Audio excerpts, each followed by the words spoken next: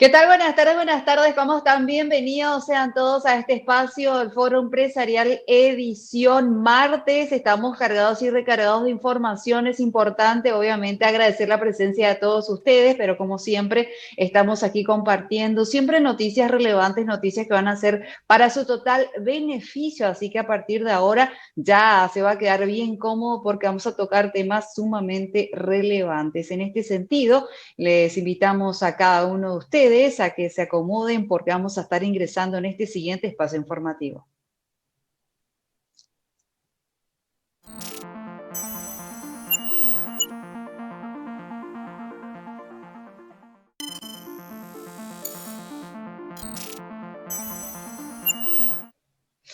Puntualmente vamos a estar tocando un tema sumamente importante y relevancia con lo que es este año, todas las situaciones que se están dando con la pandemia, desnudaron un montón de falencias que estamos teniendo en el sistema sanitario, sistemas en los que obviamente tenemos que dar refuerzos importantes, se hicieron préstamos para poder fortalecer justamente el sistema sanitario y no estamos viendo esa mejoría, al contrario, como país nos estamos posicionando, pero no de la mejor manera en ese sentido. Para darnos un poco más de luz ante esta situación, ya le agradecemos a nuestra siguiente invitada que nos apartó un poquitito de tiempo en esta agenda tan ajetreada que está teniendo, ya nos está acompañando, por supuesto, de verdad es interesante cómo se viene dando las situaciones, pero la doctora Verónica Serafini ya nos va a estar comentando un poquitito su parecer con respecto a lo que es esta reforma, más que nada la reforma de salud que se tiene que dar, pero bueno, vamos a estar aguardando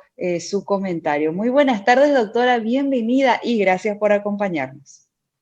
Buenas tardes a vos, al equipo y a la audiencia que nos acompaña esta tarde. No, por favor, doctora, gracias a usted. Y vamos a hablar de un tema sumamente delicado a nivel internacional. Nosotros como país no le estamos dedicando el porcentaje adecuado del Producto Interno Bruto a lo que se refiere con el tema salud, al sistema salud que está sumamente quebrantado. ¿Por qué nosotros como país no estamos haciendo esas intervenciones que deberíamos hacer?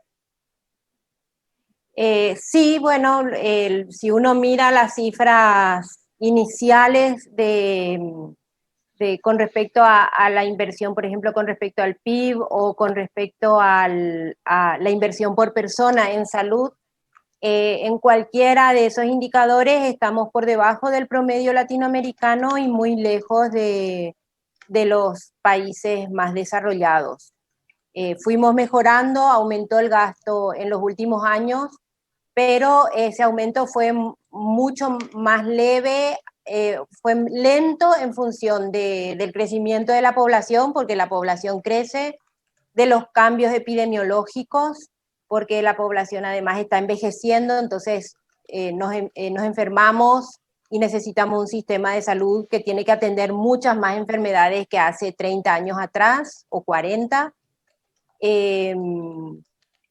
Hay más tecnología, se requiere invertir más en tecnología, bueno, una serie de cambios que obligan a moverse muy rápido en el sistema sanitario y bueno, no está dando, ya nos demostró la pandemia en la situación en la que estábamos. Doctora, en ese sentido, entonces, ¿en cuánto por ciento estamos invirtiendo actualmente del PIB en lo que es el sistema de salud? ¿Y cuál es el porcentaje a nivel internacional que nosotros deberíamos seguir? Nosotros estamos invirtiendo en este momento el 3,2% del PIB. Como mínimo, los países que han logrado tener unas mínimas coberturas y calidad invierten el doble, alrededor del 6%. Pero en realidad los que tienen buenos sistemas de salud en América Latina invierten 8-9% y, por ejemplo, los mejores países europeos invierten 12%. También importa mucho el modelo, porque por ejemplo Estados Unidos invierte 17%, pero tiene problemas serios, tiene indicadores de salud peores que los europeos que invierten bastante menos. Entonces, no solamente importa cuánto gastar, sino también bajo qué modelo, un modelo más hospitalario o un modelo más centrado en la atención primaria y en la prevención, porque la prevención sale mucho más barata que la atención, y la pandemia nos demuestra eso. Prevenir y no contagiarnos sale mucho más barato que una cama por día en terapia intensiva, y eso es un poco de lo que están pidiendo las autoridades sanitarias, que nos cuidemos para no llegar a los hospitales. Totalmente, por eso justamente se habría realizado esta cuarentena importante en los primeros tiempos para Sí. poder justamente dar ese tiempo otra vez, recalcando para esa preparación que, bueno, pensando en cifras rojas más adelante para poder justamente no tener situaciones que quebrantar en su mayoría. Así mismo, nosotros ahora tenemos el gran desafío, ya que invertimos entre 300 y 500 millones de dólares en el sistema de salud y aumentamos la infraestructura porque aumentó muchísimo. Un dato, en mayo el sistema tenía capacidad para hacer 500 test. Ayer, esta semana, creo que llegó a 3.900 test, o sea, multiplicamos por 10. Prácticamente se duplicaron las camas en terapia intensiva y en internaciones. El gran desafío ahora, una vez que disminuye la pandemia, es mantener esas camas activas, es decir, tener recursos para hacer mantenimiento de los hospitales, de los servicios médicos, de los recursos humanos que se contrataron. No retraernos de nuevo. Acaba la pandemia y nos retraemos, dejamos de invertir y volvemos al punto inicial dentro de 3 o 4 años. No habrá valido nada la inversión que hicimos, el endeudamiento que tenemos hoy y el costo económico que tuvo el aislamiento social, el distanciamiento social, la cuarentena para equipar el sistema de salud. O sea, yo creo que ese es el gran desafío, seguir invirtiendo y que, bueno, dentro de 10 años, cuando miremos la vista atrás, digamos, bueno, al menos sacamos esto positivo de la pandemia. Tan dolorosa fue la pandemia, pero hoy tenemos un sistema de salud modelo para América Latina en Paraguay. Eso sería lo ideal, doctora, porque de verdad los costos que todavía se siguen sintiendo con el tema de el confinamiento neto y aparte hay ciertas amenazas, por decirlo así, de que estaríamos volviendo a lo que sería una cuarentena cero para el mes de enero. ¿Qué usted escuchó acerca de eso y cuál es la opinión que le merecería, obviamente? No, yo no, lo que escuché es lo mismo que ustedes, supongo, lo que se está viendo en las redes.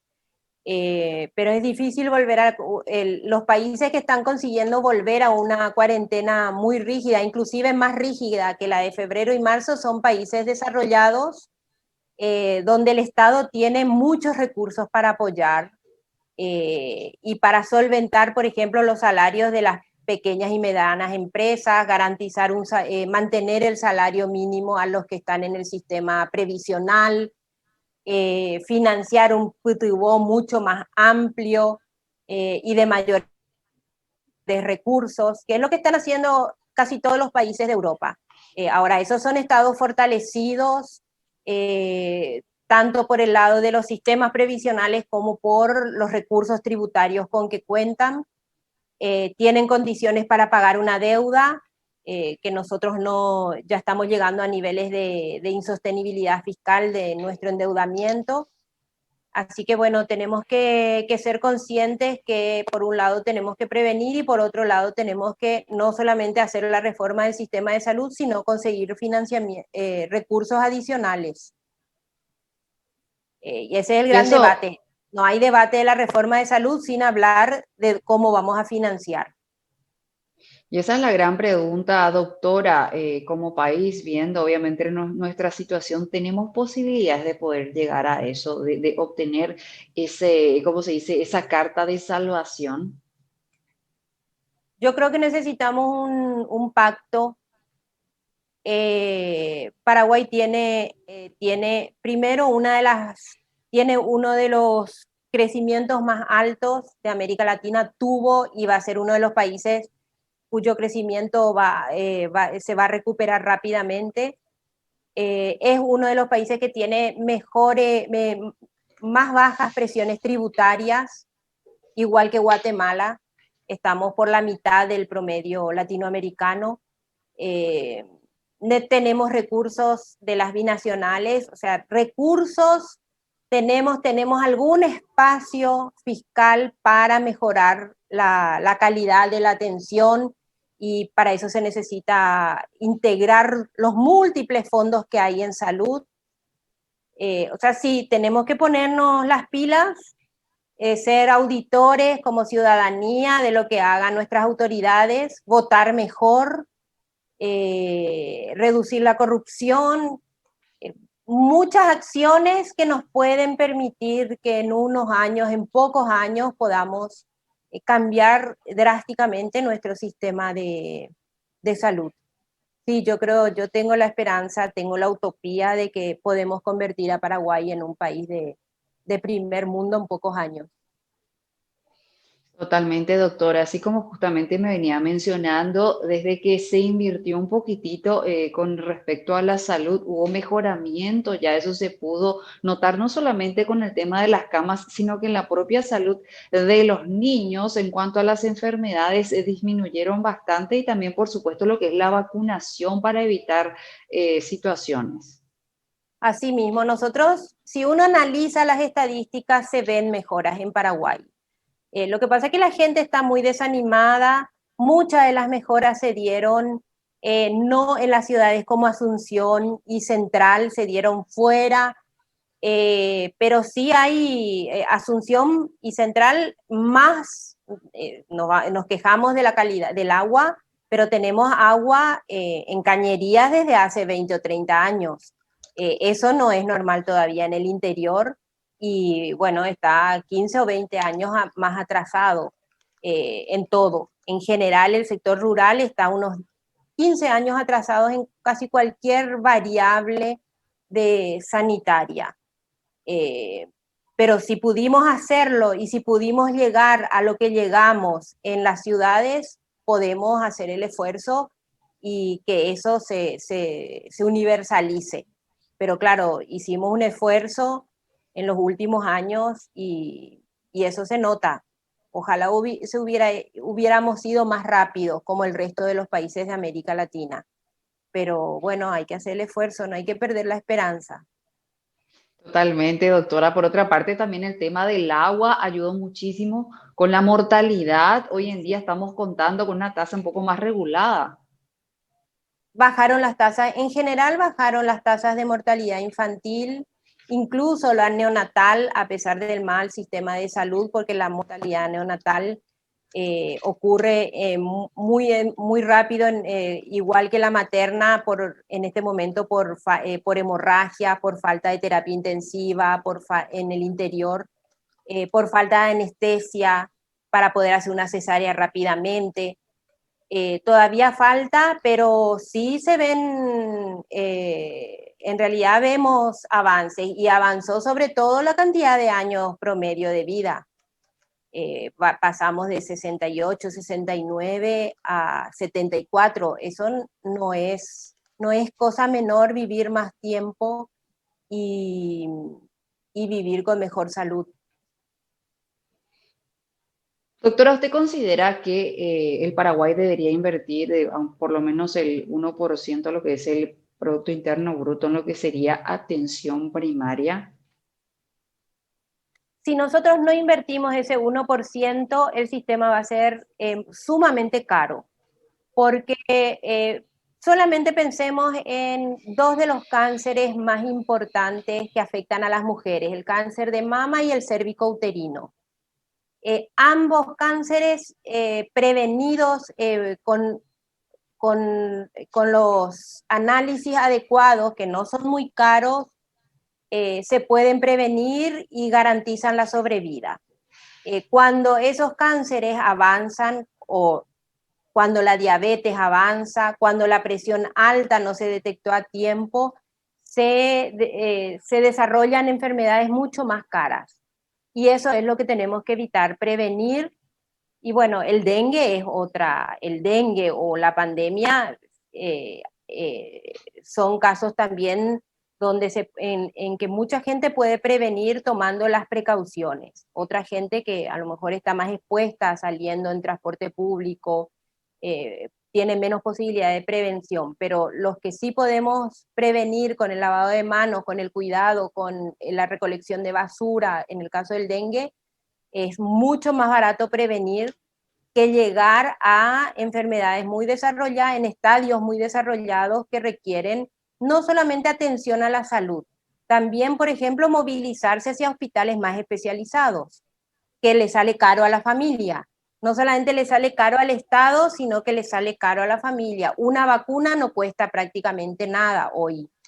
Sin embargo, una persona antes que tenía polio, ¿cuánto le costaba a la familia tener una persona con alguna discapacidad? Que de adulto no tiene menos posibilidades de trabajar, le cuesta más al sistema de salud. O sea, la prevención es central para que nos alcance el dinero. Totalmente, y justamente el debate de salud y el financiamiento, eso se debería desprender justamente, doctora, de lo que es la experiencia empírica que se está teniendo. Claro.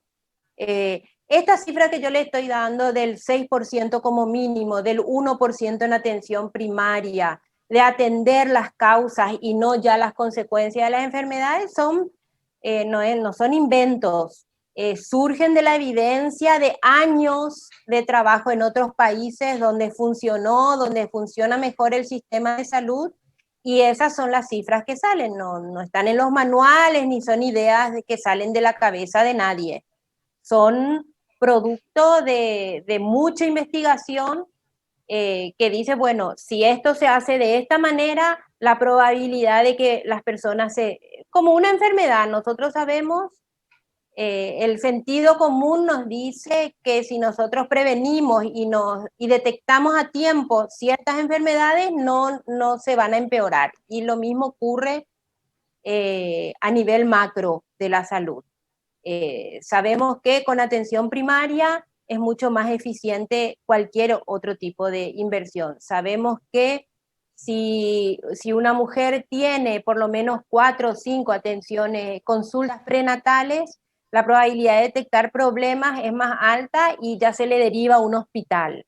Entonces, ella vive en un parto y también vive el bebé.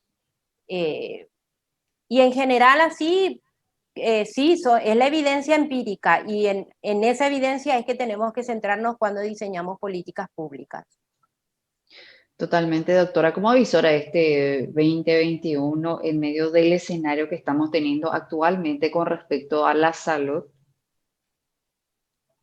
Y es un escenario sumamente incierto. La incertidumbre, en febrero, en marzo, nadie se imaginaba en la primera ola en Europa que hoy estarían ellos pasando por una segunda ola más grave, con medidas mucho más duras que en febrero o en marzo.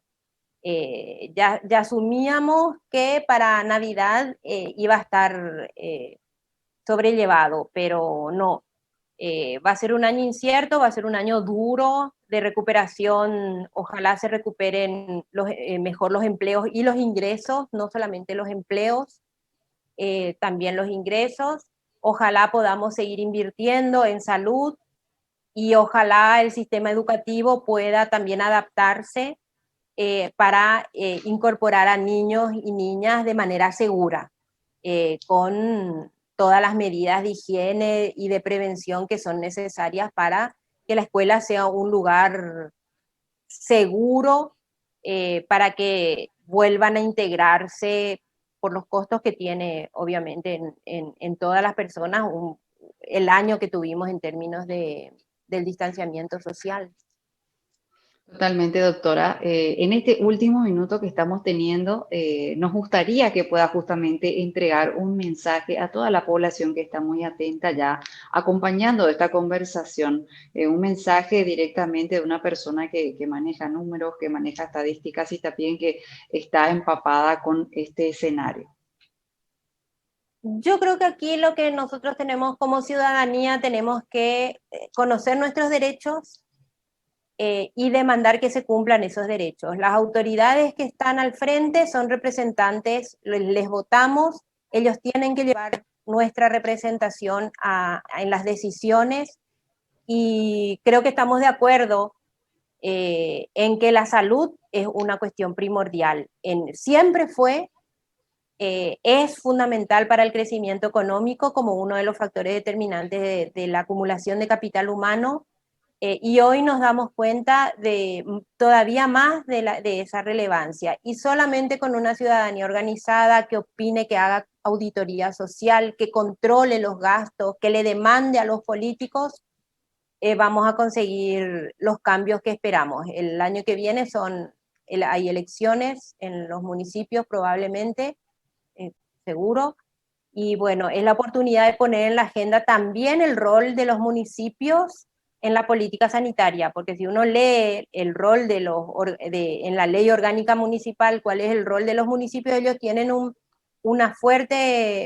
muchas competencias y funciones, y tienen recursos para hacer mejor las cosas no solamente en salud, sino también en otra política muy importante integrada a la salud, que es la de protección social.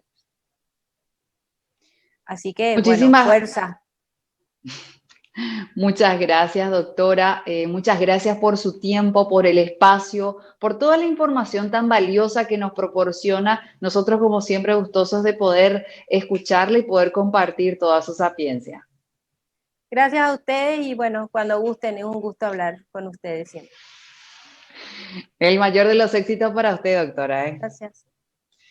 Estuvimos conversando obviamente con la doctora Verónica Serafini acerca de justamente la reforma de salud, todos esos puntos tan esenciales, esos pensamientos con respecto a lo que es la inversión que se está dando en salud, también cómo se van a ir manejando las situaciones en el 2021 y cómo está el escenario actual. De esta forma nosotros vamos a establecer una pausa. A la vuelta retornamos con más.